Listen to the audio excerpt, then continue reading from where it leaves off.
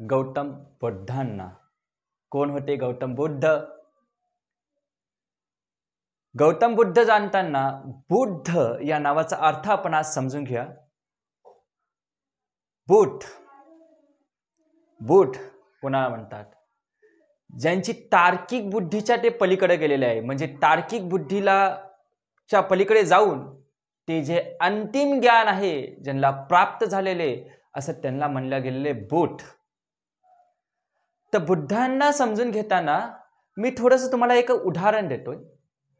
Mona Lisa जे की Leonardo Vinci याचा आहे, जे आजपर्यंत बऱ्याचशा जे पेंटर्स आहे किंवा जे काही महान तज्ञ लोक आहेत त्यांना समजलेली नाही ती आकृती.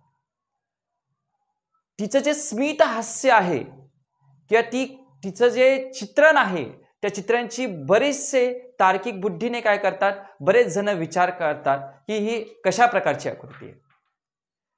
आणि जर गौतम बुद्धांची ही बघितली तर गौतम बुद्धांची तशीच एक मूर्ती जी की त्याच्यातून आपण बरेचसे आर्ट काढू शकतो, पण त्यांच्या चेहऱ्यावर जी आपल्याला जी मूर्ती दिसते आणि ते असलेलं जे स्मित हास्य आहे, ते स्मित हास्य काय कळून देते आपल्याला? तर ते स्मित हास्य आपल्याला कळवते काय कळवते? तर स्मित हास्य ते कळवते की सर्व जे जाणलेले आहे आणि त्यांचा जो पूर्ण जो जीवनाचं जे सर्व जे ज्ञान आहे ते ज्ञान, आणि त्याच्यावर जे खोलवर जे त्यांनी जे ज्ञान आणि अनुभवातून जे घेतलेले ज्ञान आहे ते ज्ञान ते त्यांना पूर्णपणे प्राप्त झालेले आहे. आणि ते सांगतात की त्यांना आनंदमय ते यात्रेवर गेलेले आहे आणि त्यांचा आनंदमय यात्रा म्हणजे त्यांचं अंतिम ज्ञान ज्यांना प्राप्त झालेले, असं ते स्मित हास्य दाखवून देते. या स्मित हास्यातून कळते की त्यांना सर्व कळालेलं आहे. जीवनाचे जे काही गुड्स आहे, जीवनाचे जे गुड आहे, जे महत्व आहे, ज्यांनी की अनुभवातून जे शिक्षण दिलेलं आहे ते सर्वांना कळालं आहे, असं त्यांच्या स्मित हास्यातून कळले. आता त्यांच्यासाठी काहीही शिल्लक नाही, ते स्मित हास्य सांगते. आणि हे स्मित हास्य निर्वाण आहे हेही ते सांगते. त्यांच्या स्मित हास्य, त्यांच्या मूर्तीकडे बघितलं तर कळते आपल्याला, त्यांची स्मित हास्यातून कळते की काय आहे निर्वाण. निर्वाण इतर दुसरं काही नसून आपल्यामध्ये आलेला तो आनंदमय, जो आनंदमय जे काही जीवन आहे त्याची जे आपल्याला जे अनुभव आलेला आहे तो आहे निर्वाण. तुकोबा सांगतात, नामदेव सांगतात, सर्वच जण सांगतात, आपल्यामध्ये असलेला जो आनंद यात्रेचा जो मार्ग आपण जो निवडलेला, जे आनंद मात्रा जे आपल्याला जे पाहिजे, जे अंतिम ज्ञान पाहिजे, त्याची प्राप्ती लास्टला सर्वांना, ते म्हणजे निर्वाण. ते म्हणजे निर्वाण. बुद्ध समजून घ्यायचे आपल्याला. अजून एक कहाणी सांगतो. मायकल एंजल नावाचा जो छान मूर्तिकार होता, त्याला एक वेळेस विचारण्यात आलं की तू एवढे छान मूर्ती करतो, तू कशाच्या आधारावर करतो? तो काय म्हणतो? त्याचं वाक्य ऐकण्यासारखं आहे. तो म्हणतो काय? तो म्हणतो, मी काहीच करत नाही, मी काहीच करत नाही. जो दगड असतो त्या दगडात ती क्षमता असते, फक्त मी ते काय करतो, त्या दगडातला जे नको असलेला जो भाग आहे तो फक्त मी दूर करतो. जो नको असलेला भाग आहे तो फक्त मी दूर करतो. प्रत्येकामध्ये ती क्षमता आहे, प्रत्येकामध्ये ती कला, प्रत्येकामध्ये ती क्षमता, प्रत्येकामध्ये गुण आहेत. फक्त आपल्यामधले असलेला नको असलेला भाग आपल्याला काढायचा आहे. जसे की दगडात असलेला नको असलेला भाग काढल्यानंतर त्याला एक छानसी मूर्ती जेव्हा तयार होती, आणि जसे की गौतम बुद्धांची असो जी मूर्ती आपल्याला दिसते स्मित हास्य, अशी छानशी मूर्ती जी तयार होती, त्या मूर्ती करताना तो दगडातला जो नको असलेला भाग जेव्हा आपण काढतो ती मूर्ती तयार होती. त्याच प्रकारे आपल्याही जीवनात जेव्हा आपल्यामध्ये जे गुण असतात ते फक्त प्रकट होणं महत्वाचं आहे, आणि नको असलेला भाग बाहेर जर काढला तर नक्कीच आपणही त्यांच्यासारखे बनू शकतो. हा मायकल एंजल सांगतो. एक कहाणी आहे गौतम बुद्धांची की जीवन आधारित आहे. त्यांनी दिलेले आपल्याला 4 आर्य सत्य असतो किंवा अष्टांग मार्ग असतो, असे बरेचसे गोष्टी आपल्याला सांगितलेले.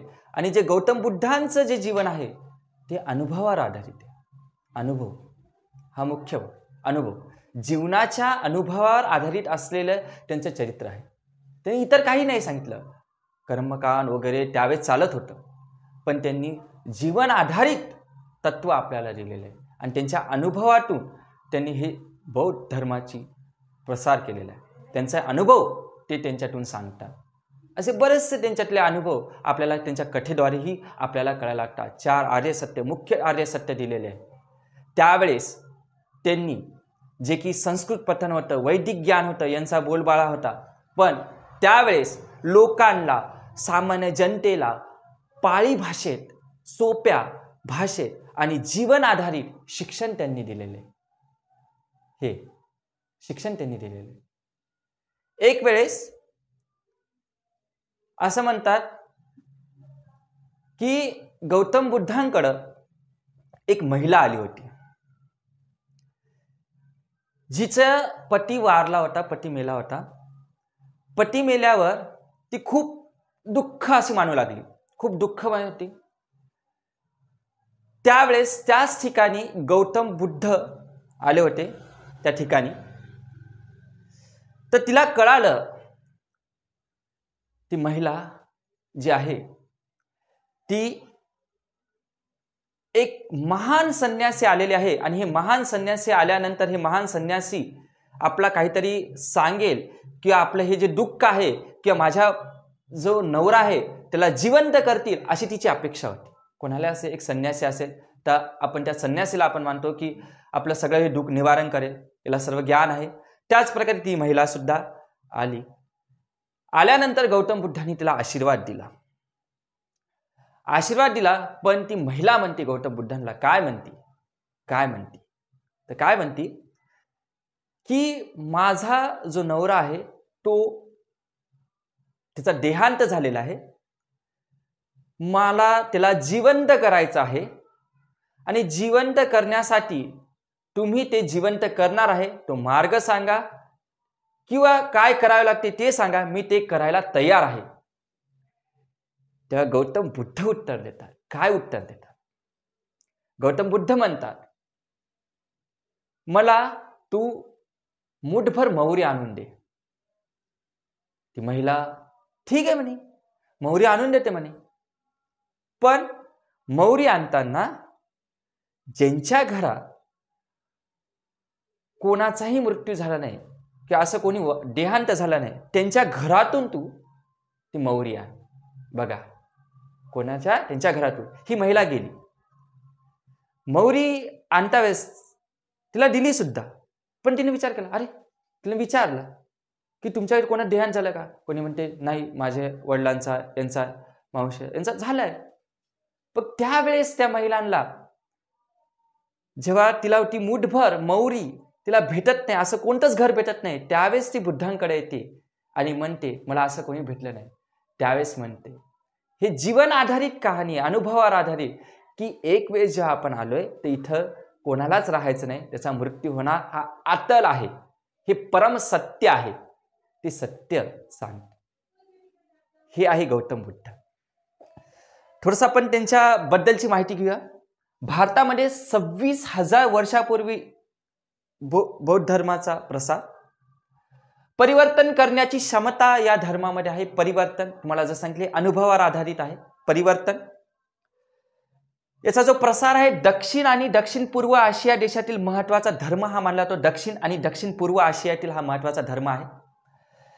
563 ईसापूर्व सिद्धार्थ गौतमांची शिकवण व जीवन अनुभवावर आधारित बरेचसे त्यांनी जे बौद्ध म्हणजे हा जो बौद्ध धर्म आहे हा कोणाच्या जीवनावर आधारित होता, तो कोणाच्या?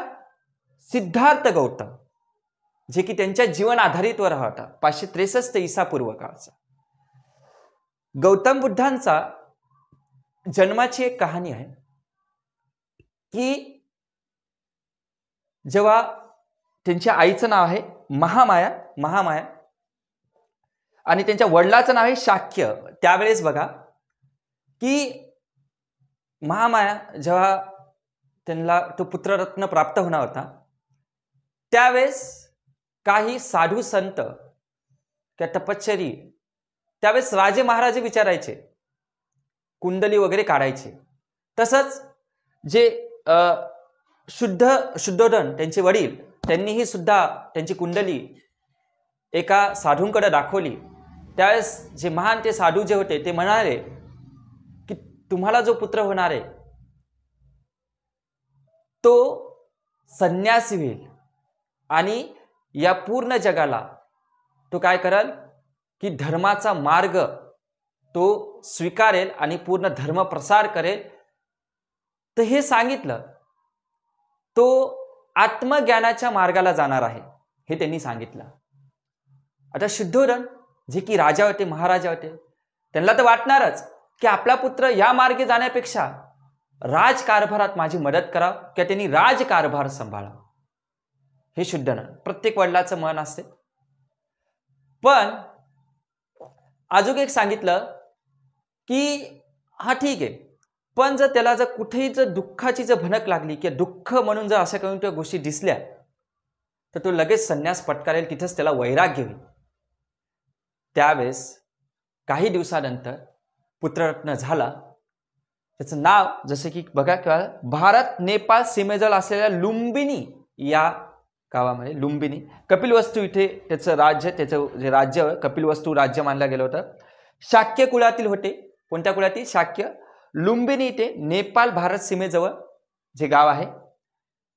कपिलवस्तू राज्य करणारे शाक्य कुलातील होते. वडिलांचे नाव शाक्य आणि आईचे नाव महाराणी माया जी काय आहे महाराणी महामाया, तिला मायादेवी सुद्धा म्हटल्या गेलेले. पत्नीचं नाव यशोधरा आणि मुलाचं नाव राहुल.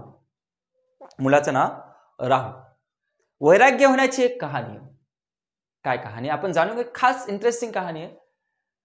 वैराग्य जेव्हा सर्व काही त्यांना त्या महालातच असते, जे की शुद्धोधन, त्यांना माहित आहे की महान संतांनी सांगितलंय की याला जर थोडंसं ही दुःखाची जर भनक लागली किंवा दुःख त्याला दिसलं तर तो लगेच हा मार्ग सोडून तो आत्मज्ञानाच्या मार्गाला लागेल.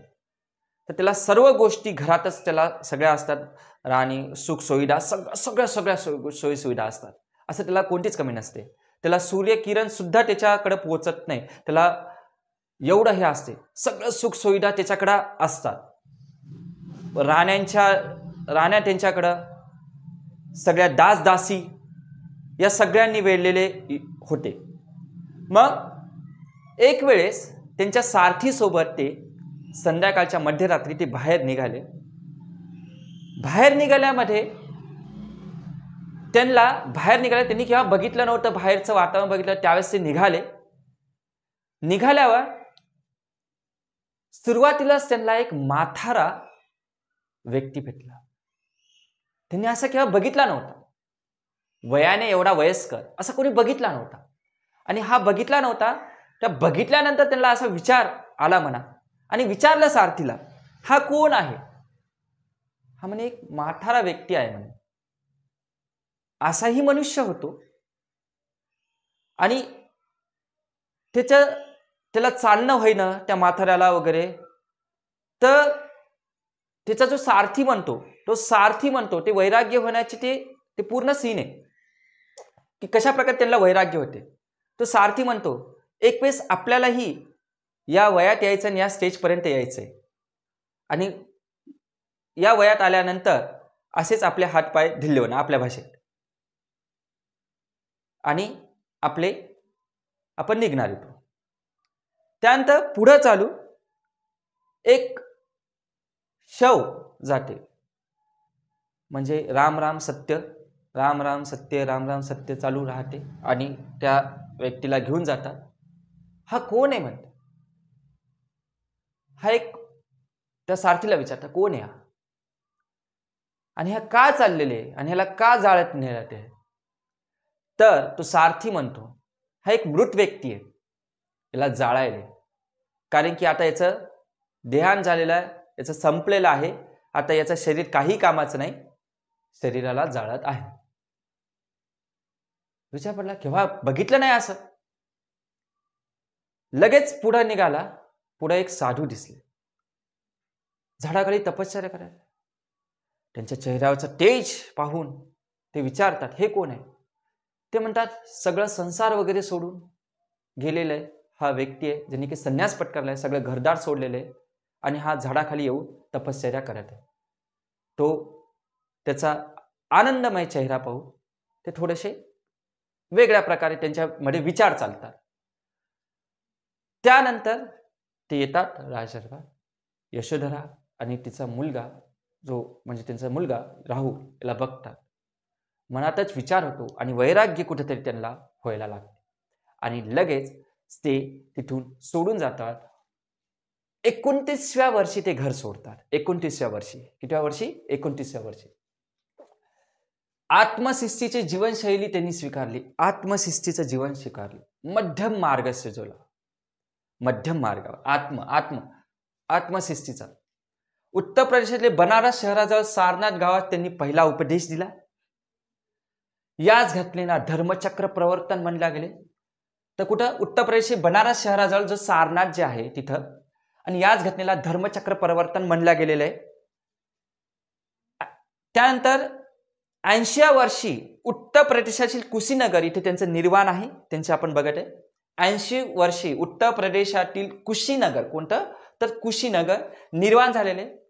आणि तिथं एक कार्यक्रमाला महापरिनिंबन हा एक घेतला तो कार्यक्रम. त्यांची शिकवण, पहिली गोष्ट तर त्यांनी जो मार्ग निवडला आहे तो मध्यम मार्ग आहे. पहिले वेदांतमध्ये वगैरे किंवा शरीराला तपून वगैरे किंवा जे शरीराला जास्ती तपवते तो तपश्चर्य मानला गेलेला आहे आणि तो एक मार्ग सांगितला होता.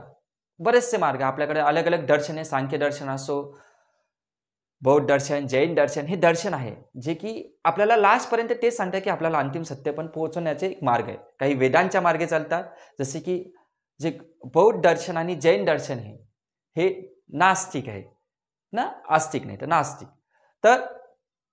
तर असे काही दर्शन आहेत जे की अंतिम ज्ञानपर्यंत पोहोचण्याचे मार्ग आपल्याला सांगतात. प्रत्येक दर्शन काही वेदांच्या मार्गे चालतात, तर हे वेदांच्या मार्गे चालत नव्हते.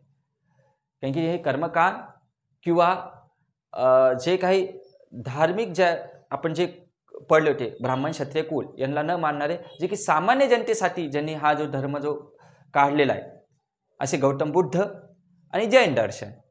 तर मध्यम मार्ग काय आहे? मध्यम मार्ग, तर त्याच्या आधी एक कहाणी सांगतो म्हणजे अजून कळेल. कहाणी ऐकायला आपल्याला आवडते. मध्यम मार्ग. सुजाता नावाची राणी होती. तिला पुत्र वगैरे कोणी नव्हतं, पुत्ररत्न नव्हता. तर ती एक वेळेस गौतम बुद्ध त्यांच्या राज्यात आले आणि राज्यात आल्यानंतर तिला झालं एवढं एक्झॅक्ट माहित नाही, पण की ती काय झाली की तिला खीर द्यायची होती वटवृक्षाला वगैरे. पण तिथं हे साधू बघितले जे की त्यावेळेस गौतम बुद्धांनी स्वतःच्या शरीराला खूप तपवलं होतं. तपवल्याचा अर्थ आहे की त्यांनी खूप कष्ट हे केले होते आणि त्यांनी उपवास वगैरे पकडले होते आणि त्यांचं शरीर सगळं जसे की हाडं मासं दिसू लागले सरळ. तर त्यावेळेस गौतम बुद्धांना प्रकाश सुद्धा नव्हता दिसू लागला. ते त्या प्रकाशाच्या मार्गे होते की मला अंतिम ज्ञान होईल. पण ते ज्ञानाची कुठेतरी ती दीप त्यांना दिसत नव्हती. त्यावेळेस सुजाता जी आहे ती खीर घेऊन आली आणि खीर जी आहे ती गौतम बुद्धांना त्यांनी दिली. गौतम बुद्धांनी ती स्वीकारली. स्वीकारल्यानंतर त्यांनी ती नदीकाठी जाऊन ती पिली सुद्धा. पण इथून एक मध्यम मार्ग निघाला. त्यांच्या मनात आहे की मी जर तपवलं, हा शरीर एक माध्यम आहे. कशाचा? त्याच्यामध्ये जो असलेला जो आत्मा आहे किंवा जे गुण प्रकट करण्याचा एक माध्यम आहे आणि या शरीराद्वारेच मला त्या अंतिम ज्ञानापर्यंत पोहोचवायचं आहे. तर मी या शरीराला तपून किंवा जास्ती तपून मी या शरीराला तपवल्यानंतर, कारण की शरीर जेव्हा आपल्या शरीराला खायला प्यायला वगैरे भेटत नाही किंवा शरीर जेव्हा कमकुवत होते, तर आपलं लक्ष जे आपल्या जिथं आपलं जे लक्ष आहे, आपलं अभ्यासात बी लक्ष लागत नाही असंही माहिती आहे की जर आपल्याला खायला पाहिजे चक्र यायला लागतात, ह्या गोष्टी होतात. पण जर मी इतकं जर शरीराला तापवलं की शरीर जे कामीच येणार नाही आणि तिथून मला या अंतिम ज्ञानापर्यंत पोहोचता येत नाही, म्हणजेच शरीराला तापून होणार नाही.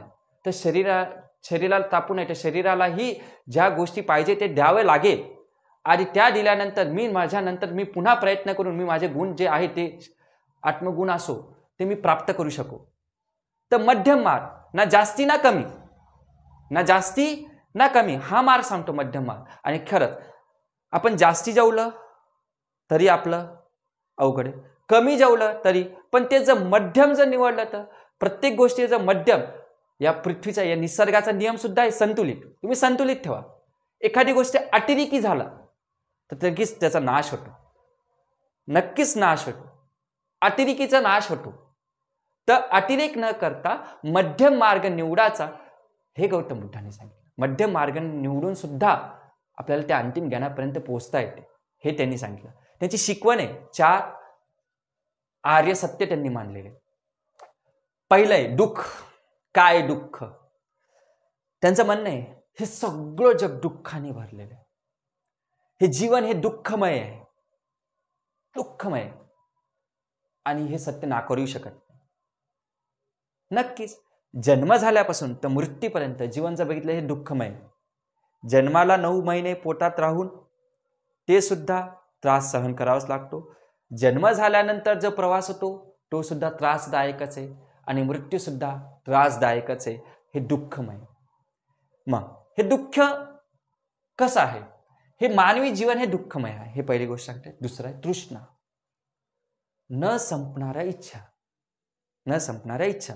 जर हे दुःखमय किंवा मानव जातीला जर समजा दुःख होत असेल तर एक गोष्ट तिच्या मध्ये असलेली तृष्णा, इच्छा. इच्छा केव्हाच मरत नाही, माणसाची इच्छा केव्हाच मरत नाही. ही इच्छा काळोन काळ चालतात, इच्छेचा केव्हाच निरोध होत नाही. तर इच्छा एक झाली की इच्छा पुढं चालूच राहते.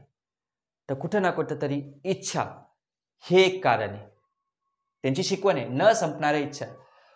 दुःख निरोध, दुःखाचे निराकरण, आसक्ती. ही पहिली गोष्ट तर आसक्ती सोडून द्या. आसक्ती हे दुःखाचं कारण आहे, दुःखाचे कारण सांगितलेले. आणि चौथे प्रतिपादन दुःख निवारणासाठी सदाचार मार्ग होता, त्याच्यासाठी अष्टांग मार्ग त्यांनी सांगितलेला आहे. आणि हा अष्टांग मार्ग आपण बघणार आहे. तर आपण गौतम बुद्ध काय होते, धर्म, त्यांची शिकवण आणि काही कहाण्याद्वारे आपण गौतम बुद्धांना जाणून घेतलेले. नेक्स्ट भागामध्ये आपण अष्टांग मार्ग आणि बरीचशी माहिती आपण याची घेऊया. आणि आज आपण इथंच थांबूया. धन्यवाद.